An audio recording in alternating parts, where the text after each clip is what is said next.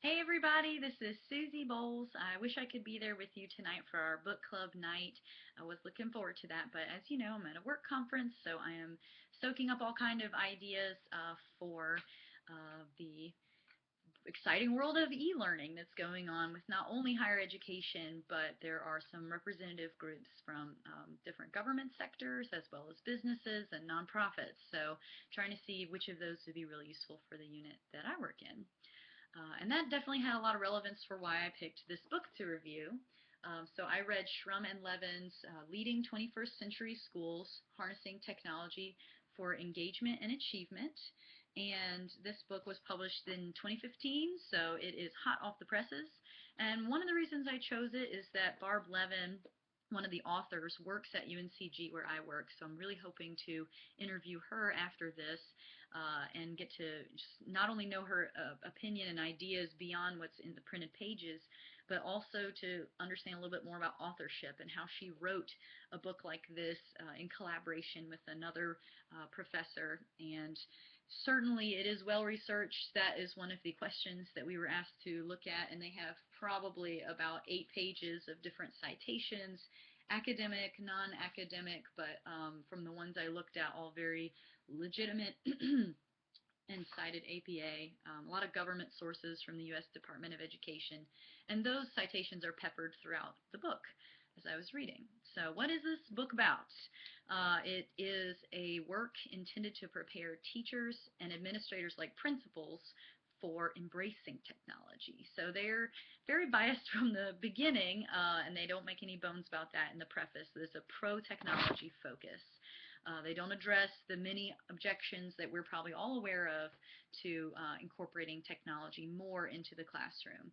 They just get right to the point that they do believe that using technology is a needed skill for 21st century students because they will be working in jobs we don't even know exist yet, and our world is globalizing.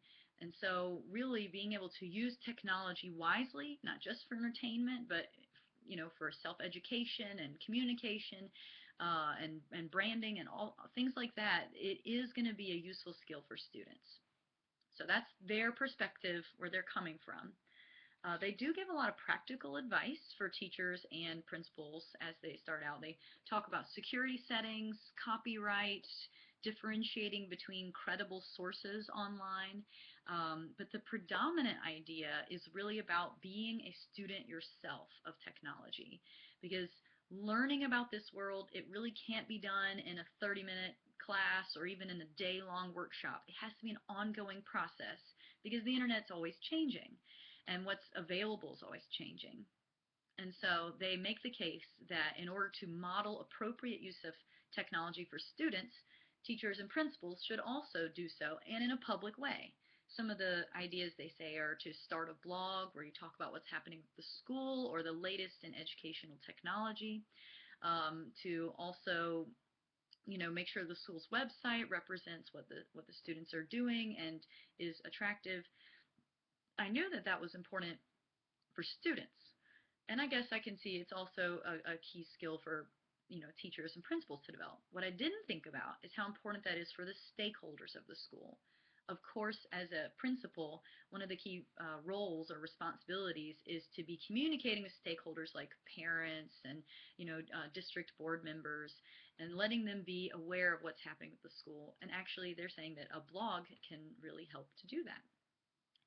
And it's, again, they emphasize over and over that it is an ongoing task, not just something you sit down and do once, since everything is changing. And that can help in some ways from not being overwhelming, since there's so much packed into this book to learn. But it's also probably tough because teachers and principals already have a lot to do. So their idea is to break this into bite-sized pieces throughout your day or week. They had some new ideas in here that I really hadn't thought about, one of which is to incorporate a digital test, kind of like a digital driver's license test for faculty and staff, to teach them and really make sure that they are ready to use technology in the classroom. Teaching them basics about security so that they're not compromising students' personal data like grades or addresses or names or anything like that. and just teaching them appropriate use of technology and different ways to work with it and make it a tool for you instead of, changing your teaching strategies to have to match the technology. So that was kind of a neat idea. And let's see, the other idea was to create a personal learning network. We already talked about that a little bit, but where you're constantly learning from blogs, you are interacting with colleagues, and you are reaching out through social media to try to always educate yourself on what's changing. Two things about this book resonated with me in particular, one of which is just the structure of these chapters is marvelous from an instructional design standpoint, which is what I'm also studying. They start out with just a few learning outcomes that are written in layperson speak, so you know what you're about to learn in this chapter. Then they give some broad ideas and narrow it down to more specific ideas. And at the conclusion of the chapter, they have a summary that just recaps what they've talked about in a very applied way by giving lots of examples. And in fact, there are examples in each of the chapters too, straight from the words of some of these teachers and principals who have implemented some of these new ideas. And the best part is what happens at the end of the chapter, activities to consider. They suggest, view this 3-minute YouTube video, identify a small group of tech-savvy teachers and interview them, or ask your students these questions, or check out this article. So they give further ways to continue educating yourself beyond just the book. And this was really cool for me because in the beginning of the book, they say they rely on systems thinking. I wouldn't have even known what that was if I hadn't been working with a professor at UNCG to develop a course on design and systems thinking. And the idea behind systems thinking is that you are looking at a whole system, as more than just the sum of its parts. You're looking at holistically and seeing the relationships between pieces of the system. So you don't just look at students or parents, you're also looking at the community and the staff and the buildings and the whole context of what's happening. And so they say they took that systems thinking approach in this book. But what I really found is that they used a design thinking approach, which design thinking evolved from systems thinking. And it has the same idea that there is a system you have to look at, not just, piecemeal parts. But design thinking starts off by interviewing the people involved in the situation through ethnographic research.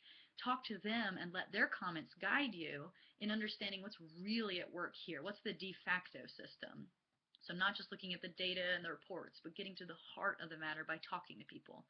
So that's what this book really does in those activities to consider at the end of each chapter, is talk to people, and then you'll see, how technology can really be used. Don't just look at the data and the statistics. Talk to the people. So that was really cool for me, and just want to share a little bit about what the author's view of educational policies are too. This book is very hands-on, but they do share a bit about policy as well. They said we can continue to expect federal mandates like Race to the Top and No Child Left Behind, so we should be prepared for that, and Common Core. But they do say that their belief is that measuring students is not the same as educating students.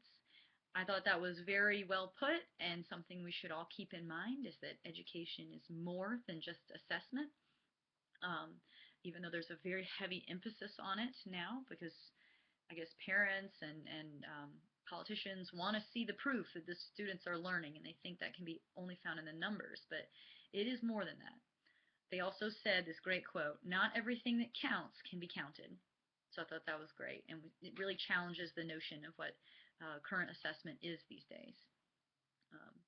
So finally, the basic idea is just that teachers and principals should embrace technology appropriately so as to model it for students in order that students would be fully prepared global citizens ready for 21st century jobs that don't even exist yet, because they'll know key concepts about technology, some of the ones we mentioned earlier, differentiating between sources, using appropriate branding strategy, protecting themselves through the use of privacy settings and making sure they are sending things out appropriately, and using some of the curriculum content-specific technology that's out there, different tutoring sites for math and social studies, making the technology work for them, not just for entertainment, but for education. So I hope that is helpful and probably more engaging to listen than to read. I really wish I could be there tonight. I'm looking forward to reading what everybody else shares in their book reviews. So thanks, y'all, and I'll see you when I get back.